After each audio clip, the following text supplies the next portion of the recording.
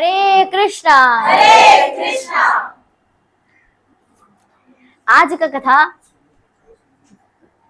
बहुत कथाओं का तो कहना ही क्या, सब कथा अति उत्तम है, क्योंकि सभी कथा क्या है, मोक्ष का द्वार है। हरि से साक्षात्कार कराता है कथा। आज का कथा है परम भक्त गोकर्ण के ऊपर। गोकर्ण और धुंधकारी का कथा है ये। एक नगर है, नगर का नाम है उत्तम नगर। वहां आत्मदेव नाम के एक ऋषि रहते हैं। उनकी पत्नी का नाम धुंधली है। और ये नगर किस जगह के करीब है, तो तुंग भद्रा नाम का एक नदी है, उसके तट पर है। वहां इन जो बताए अभी महाराज का भाव है, बड़ा सुंदर भाव है। वो कहते हैं कि तुंग का अर्थ होता है अतिशत और भद्रा का अर्थ होता है कल्याणकारी। जो अतिशत कल्याणकारी उत्तम क्या है, उत्तम को बोला गया मानवीय मन, ठीक है। और आत्मदेव का अर्थ है आत्मा। तो जो तुंगभद्रा नाम का हमारा शरीर है और जो मन है हमारा, उसमें जो आत्मा है, हम लोग का शरीर में आत्मा होता है ना, वो है, उसके ऊपर वो बताते हैं, क्या बताते हैं कि मानवीय मन जो सदा चंचल रहता है।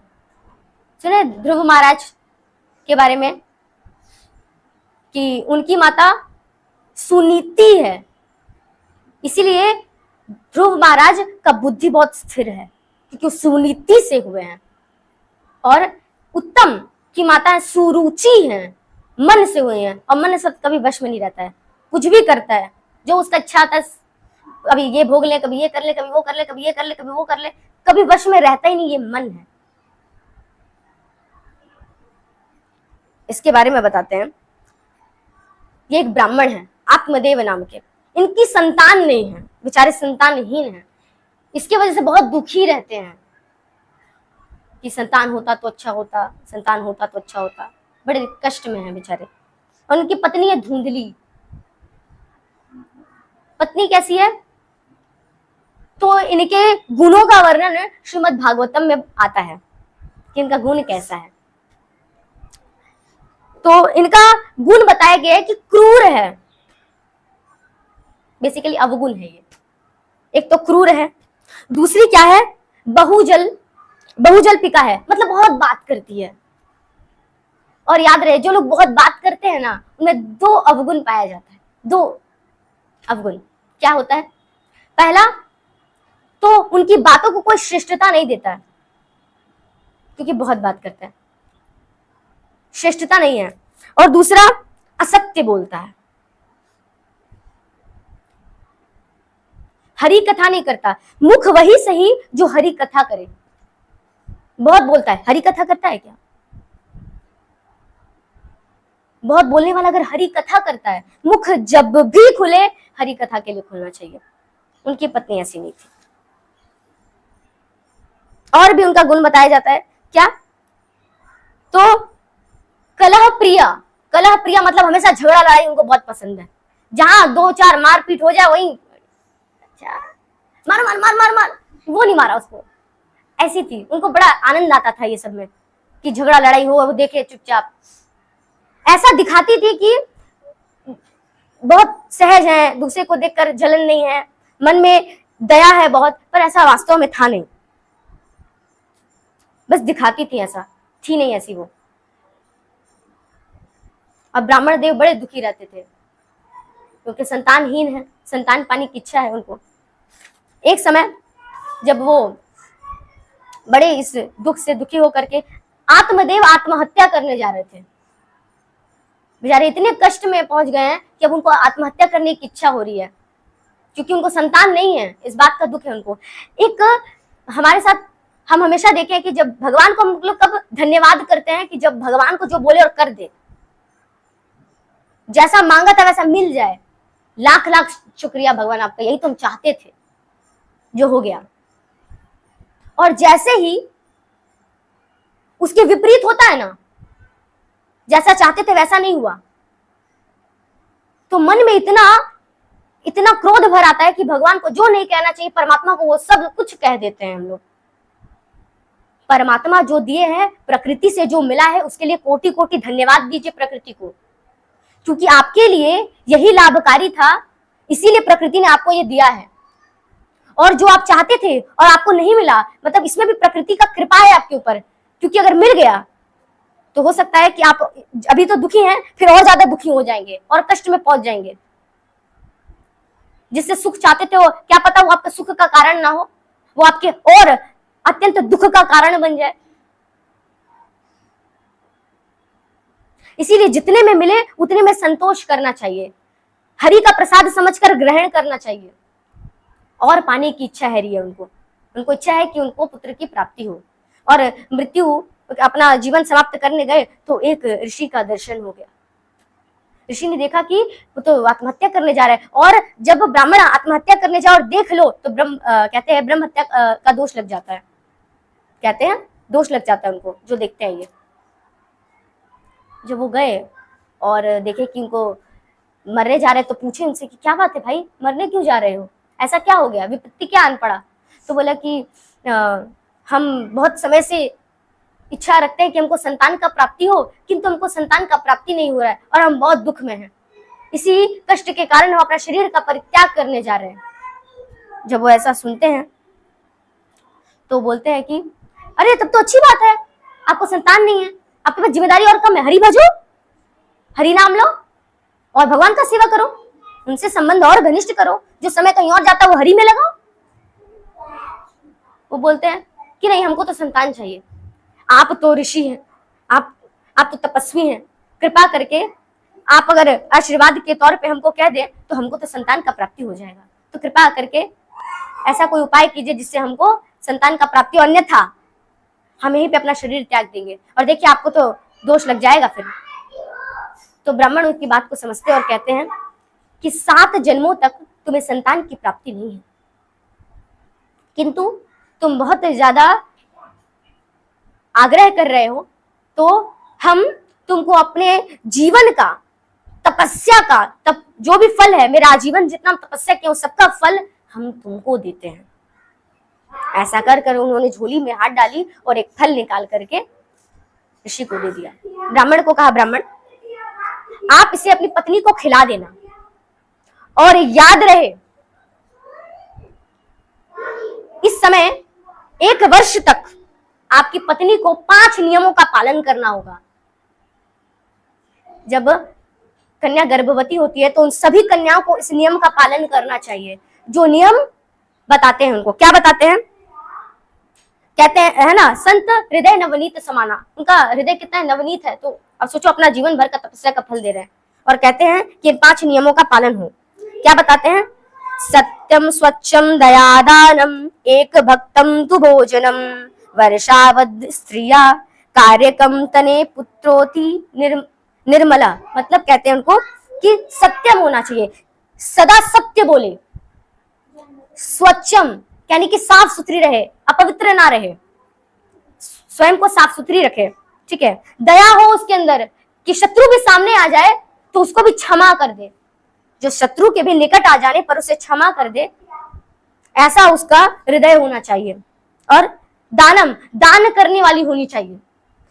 जब तक स्त्री गर्भवती है तब तक तो कम से कम रोज कुछ ना कुछ दान करे, कभी कपड़े का दान कर दे, कभी किसी भोजन का दान कर दे, अन्न का दान कर दे, सदा दान में लगी रहे। ये तपस्या है, क्योंकि ये जो समय है तपस्या का समय है, तो दानम करे। और एक भुक्तम तु भोजनम, एक समय ही भोजन पाए, बाकी समय फलाहार करे। एक समय भोजन पाए, बाकी समय फलाहार करे, फल पर रहे। ये सब उनको बताया। इससे क्या होगा, निर्मल हृदय वाला पुत्र उनको पैदा होगा, जो भक्त होगा, बहुत तेजस्वी होगा, उसको ज्ञान होगा, ऐसा कहा। अब तो भाई आत्मदेव नाचने लग गए आया पुत्र की प्राप्ति होगी, पुत्र की प्राप्ति होगी कहकर फल लेकर गए और पत्नी को बता दिया कि देखो इस नियम का पालन करना है देवी, और ये खा लेना। महाराज ने कहा था कि खिला देना, उसने बस पत्नी को दे दिया, उन्होंने कहा कि खा लेना। पत्नी बोली, सोची इतना नियम का पालन करना होगा, मैं तो रोज झगड़ा देखती हूँ, मेरा क्या होगा, मेरा झगड़ा देखे तो मेरा खाना ही नहीं पचेगा, झूठ भी नहीं बोल सकती, चटक पटक खाने की आदत है मुझे, ये सब नहीं खा सकती, एक फल से मैं गर्भवती थोड़ी हो जाऊंगी। तो मेरे पास एक गैया है, 5 है बेचारी, उसी को दे देते हैं। गई गौशाला, एक गाय थी, उसको फल खिला दिया और पति से जाकर झूठ बोला, पहला ही व्रत पहले ही खंडित, सत्यम खत्म। कहती है कि स्वामी मैंने फल प्राप्त कर लिया, ग्रहण कर लिया, किंतु स्वामी आपने कहा है कि 5 नियमों का पालन करने, मैं कैसे करूंगी प्रभु, क्योंकि करने के लिए तो आप तो घर पे रहते नहीं है, समय समय पे बाहर रहते हैं, मैं यहाँ अकेले नियमों का पालन नहीं कर सकती, मैं मायके जाना चाहती हूँ, मैं वहां पे मेरे भाई हैं, माता है, पिता है, मैं वहां पे अपने नियमों का अच्छी तरह से पालन करूंगी और बालक के जन्म के पश्चात मैं यहाँ वापस आ जाऊंगी। ऋषि बड़े भोले, कह दिया ठीक है जाओ। गई वहां, उसकी एक सखी थी, वो भी गर्भवती थी, उसके 9 बच्चे हो चुके थे, ये 10वां बच्चा था। तो कहती है कि आप तुम अपना पुत्र, हाँ मैं तुम्हें अत्यंत धन दूंगी, तुम अपना पुत्र मुझे दे देना। कहती है ठीक है। तो जैसे ही उसके माह संपन्न होते हैं और वो पुत्र को जन्म देती है, उस पुत्र को वो ऋषि के पास ले देती है और ऋषि को यह विश्वास दिला देती है कि ये उसी का पुत्र है। ऋषि तो बड़े खुश हो गए, बहुत ज्यादा, उनको इतना ज्यादा भाव विभोर हो गए कि मुझे पुत्र की प्राप्ति हो गई, मुझे पुत्र की प्राप्ति हो गई, ऐसा उनका सुंदर भाव आया अपने पुत्र को देखकर। तो अब नाम रखने की बात आई। कहते हैं नाम का जीवन में बहुत महत्व है, कुछ भी नहीं रख देना चाहिए। उन्होंने कहा कि मेरा पुत्र है मैं नाम रखूंगा, बोली नहीं मेरा पुत्र है मैं नाम रखूंगी। इससे ही पहले जो फल उसने उस गाय को खिला दिया था वो भी गर्भवती थी। एक सज्जन आकर बोले कि ब्राह्मण देव, गौशाला में गाय का एक बच्चा हुआ है जिसने बच्चा एकदम मनुष्यों जैसा दिया है। सुनकर ब्राह्मण बोले ठीक है जाकर के देखते हैं। तो शरीर तो बालकों वाला था, मनुष्यों वाला था, और कान उनके गौ जैसे थे, गौ के जैसे कान होते हैं ना वैसे थे। इतना मनमोहक वो बालक, उसको उठाया और बोले हमारे तो 2 बच्चे हो गए, एक ये और एक वो। तो कहती है मैं मेरे बच्चे का नाम रखूंगी, मेरा नाम धुंधली, इसका नाम धुंधकारी। मेरा नाम धुंधली, इसका नाम धुंधकारी रख दिया। जिसकी स्मृति ही धुंधली है वो और क्या नाम रखे, धुंधकारी रख दिया। और जो बालक को उन्होंने लिया था उनका नाम रखा गौकर्ण। गौकर्ण का अर्थ, भाव क्या होता है, गौ मतलब होता है ज्ञान और कर्ण मतलब होता है जो कान से सुनता है ज्ञान को। तो ज्ञान को जो कान से सुनता है, सदा क्या सुनता है, केवल ज्ञान भरी बातें सुनता है, वो है गौकर्ण कहते हैं। और धुंधकारी कैसा हुआ, महान दुष्ट हुआ, अत्यंत दुष्ट, माता पिता के नाक में जीते जी दम कर दिया उसने, ऐसा दुष्ट बालक जन्मा। कहते हैं गौकर्ण पंडितो ज्ञानी धुंधकारी महाखल। जो गौकर्ण है कैसे हुए, महान ज्ञानी पंडित हुए, जैसा कि ब्रह्मदेव बहुत पहले बोल चुके थे। और जो धुंधकारी था वो क्या हुआ, महाखल, अत्यंत दुष्ट हुआ। कैसा था, तो अपने माता पिता का तो बच्चा वो बहुत स्नेह करते उससे, पाल पोस कर दोनों बड़े होने लगे। ये एक तरफ महाज्ञानी पंडित होता गया और ये दिन पर दिन और बदमाश होता गया। दुष्टों में तो इसने उच्चतम ख्याति को प्राप्त किया, माता पिता से पैसे लेता और अनुचित स्थानों पर उसे व्यय करता, खर्च कर देता। एक समय के बाद माता पिता बड़े उसे कष्ट में रहने लग गए।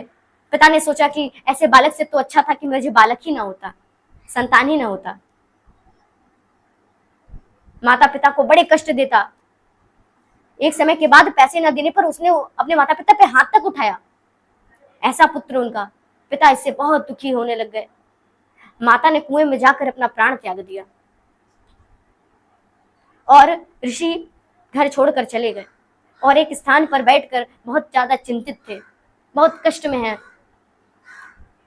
कि और सोच रहे हैं हृदय में कि कैसा बालक है, इससे अच्छा तो निसंतान अच्छा था। मैं ऐसे दुष्ट पुत्र से अच्छा मैं निसंतान रहता। उसी समय उनके पुत्र गोकर्ण वहां पधारे और गोकर्ण अपने पिता को देख करके पूछे, पिताश्री क्या बात है, आप इतने चिंतित क्यों हैं, इतने कष्ट में क्यों हैं? तो आत्मदेव जी कहते हैं, पुत्र, जिसका पुत्र ऐसा हो, धुंधकारी जैसा हो, वो पिता कभी खुश कैसे रह सकता है? मैं अत्यंत कष्ट में हूं, बहुत दुखी हूं मैं, क्योंकि केवल कार्यों में यह अनुचित कार्य करता है। जब उन्होंने कहा और बहुत विलाप करने लग गए तो गोकर्ण जी ने उनसे कुछ उपाय कहे, बड़ी मधुर बात कही। इन्हें गोकर्ण गीता भी कहते हैं। उन्होंने क्या कहा, उनके भाव को मैं बताती हूँ। उन्होंने कहा कि बंधन के दो कारण हैं। अद्भुत ज्ञान दिया उन्होंने, कहा कि पिताश्री बंधन के दो कारण हैं, एक तो अहम और दूसरा ममत्व, ममता। एक अहमता, अहमता क्या होता है? अभिमान, घमंड, ये अहमता है। और दूसरा है ममता है। ममता क्या करती है? आसक्ति। आपको धुंधकारी की सारी करनी से अत्यंत कष्ट हो रहा है, बहुत कष्ट हो रहा है। इसलिए कष्ट हो रहा है क्योंकि आपने उसे मेरा कहकर आसक्ति बना ली है उससे, इसीलिए आपको इतना कष्ट हो रहा है पिताश्री। अगर वो अपना नहीं होता और उसके प्रति ममत्व नहीं होता तो कष्ट नहीं होता। उदाहरण के लिए समझते हैं कि हम लोग रास्ते से गुजरते हैं, कोई भी 17-18 साल का लड़का हो, अगर वो सिगरेट का सेवन करता है, हम लोग रास्ते से गुजरते हैं, वहीं से फिर आगे चले जाते हैं, कभी उसको टोक करके नहीं बोलते कि सुनो मत पियो उसे, जब तक उससे कोई अपना रिश्ता ना हो। जैसे ही अगर वो अपना भाई हुआ या अपना पुत्र हुआ, अपनी पुत्री हुई, हम लोग वहां से गुजर जाएंगे, किसको रोकेंगे? एक दो चपेट लगा भी देंगे। ये सब करता है। कष्ट होगा, रात भर नींद नहीं आएगी कि पुत्र और मेरी पुत्री ऐसी है, ये सोचकर नींद भी नहीं आती है। उसी प्रकार क्योंकि अपना था इसीलिए कष्ट हुआ, दूसरे का होता तो, या रिश्ता नहीं होता तो, अटैचमेंट नहीं होता उनसे, आसक्ति नहीं होती तो इतना कष्ट नहीं होता। यही गोकर्ण अपने पिता से कहते हैं, क्योंकि आप आसक्त हैं पिताश्री, इसीलिए आपको कष्ट हो रहा है। दूसरा बताया उपाय, उनको उपाय बताया कि सबसे पहले तो आप अहमता ना रखें। शरीर पे लोगों को अहमता होती है, हम बहुत सुंदर हैं, हम बहुत बलवान हैं, एक समय के बाद सब क्षीण हो जाता है, कुछ साथ नहीं रहता। बहुत बुद्धि पे भी है तो बुद्धि भी एक समय के बाद क्षीण हो जाती है, कुछ याद नहीं रहता, स्मरण नहीं रहता।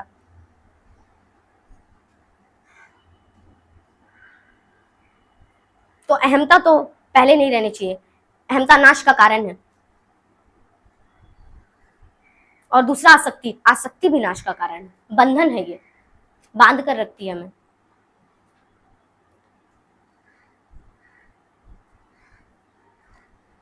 तो उन्होंने कहा कि आप आसक्ति का त्याग करें। ऐसा कहकर गोकर्ण वहां से चले गए। धुंधकारी का पाप अत्यंत बढ़ता चला गया। उन्होंने जाते समय गोकर्ण जी ने अपने पिता से कहा, आप हरि भक्ति में लग जाइए, स्वयं को हरि की सेवा में लगाइए और भगवत धाम को प्रस्थान कीजिए अंत समय में। उन्होंने ऐसा ही किया। जितने समय बचे थे उन्होंने हरि कथा में, हरि सेवा में स्वयं को लगाया और अंत समय में उन्होंने भगवत धाम की प्राप्ति करी। और धुंधकारी, इसकी तो नीचता बढ़ती जा रही थी, इतना ज्यादा इसका परेशान करने लगा ये लोगों को कि वैश्यों के हाथों मारा गया। अत्यधिक जब सताने लग जाते हैं हम लोगों को तो यही होता है, अंतकरण खराब ही होता है। उन्होंने उसको मार दिया। अब धुंधकारी इतना बुरा था, माता पिता को इतना कष्ट पहुंचाया था उसने कि उसको योनि भी मिली तो प्रेत की।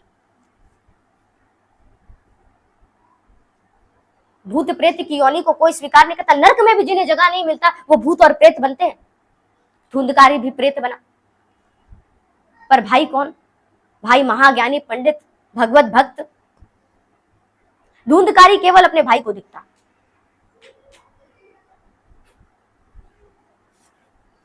क्योंकि जैसे ही धुंधकारी की मृत्यु हुई, उन्होंने श्राद्ध कर दिया, गया में पिंडदान दे दिया।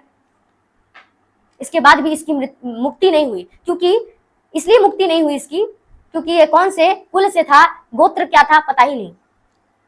इन्होंने तो अपना गोत्र समझकर उनका पिंडदान किया था, पर यह तो उनका पुत्र ही नहीं था, मुक्ति कैसे होती? अब प्रेत बनकर वो घूमने लगा। अपने भाई के पास पहुंचा क्योंकि पता था ये ज्ञानी है, मुझे उबार सकता है इस कष्ट से। तो अपने भाई के पास पहुंचा और बताया कि मैं धुंधकारी हूं, मुझे प्रेत योनि मिली है क्योंकि मैं अनर्थों से युक्त था, बहुत पाप किए मैंने, ये मेरे पापों की सजा है कि मैं प्रेत योनि में हूं, ये बहुत कष्टदायी है, मैं यहाँ से मुक्ति चाहता हूं, तुम कोई उपाय करो। अपने भाई की इस बात को सुनकर उन्होंने सूर्य नारायण की उपासना की और सूर्यदेव ने उन्हें प्रसन्न होकर कहा कि तुम्हें भगवत कथा का आयोजन करना चाहिए। भगवत कथा ही तुम्हारे भाई को इस प्रेत योनि से मुक्त करा सकती है, क्योंकि भगवत कथा सभी को तारती है। ये प्रेत क्या, आसपास के जितने भी भूत प्रेत रहेंगे, पिशाच, सबकी मुक्ति हो जाएगी, प्रेतों की मुक्ति हो जाएगी। ऐसा सुनकर उन्होंने उन्हें प्रणाम किया और गोकर्ण जी ने धुंधकारी के लिए भगवत कथा करी। 7 दिनों में जैसे महाराज परीक्षित को परम पद की प्राप्ति हुई, वैसे ही धुंधकारी को भी परम पद की प्राप्ति हुई। प्रेत योनि से वो मुक्त हो गया और हस्त में गदा चक्र पद्म धारण करके विष्णु रूप में दिखाई देने लगा और विमान पर चढ़कर भगवत धाम को प्रस्थान किया। कहते हैं कि हरि कथा से बढ़कर कुछ नहीं है। हरि को प्राप्त करने का सबसे सहज तरीका है कथा, सबसे सहज तरीका है। सुनते सुनते तर जाते हैं, हाथ भी नहीं लाने पड़े। ऐसे ही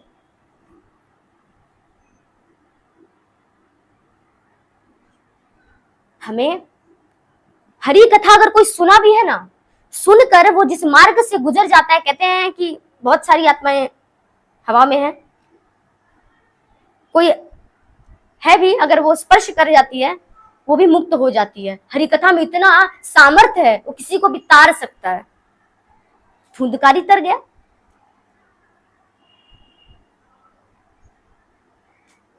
बहुत सामर्थ्य हरि कथा में, केवल हरि कथा में इतना सामर्थ्य। कहते हैं व्यासपीठ पर जो बैठे महाराज होते हैं हमारे, वो जिस स्थान से गुजर जाते होंगे ना, उस स्थान में जो भी भूत प्रेत है, और जिस स्थान में हरि कथा हो जाती है, जिस भी स्थान में हरि कथा हो जाएगी, वहां के 100 योजन तक जो भी भूत प्रेत होंगे सब के सब मुक्त हो जाते हैं।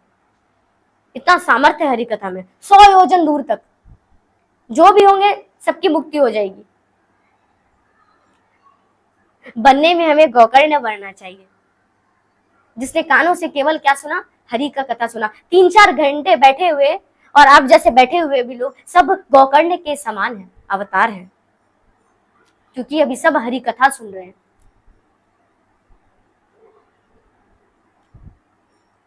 ऐसा हुआ, गोकर्ण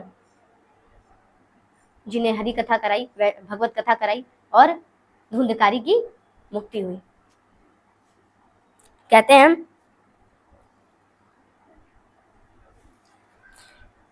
सबसे केवल प्रेम करना है, सबसे केवल प्रेम करना है, आसक्त नहीं होना।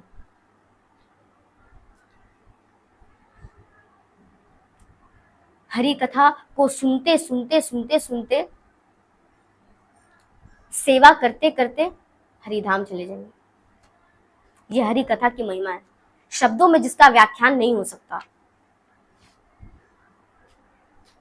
वो कथा है। हरे कृष्णा। हरे कृष्णा।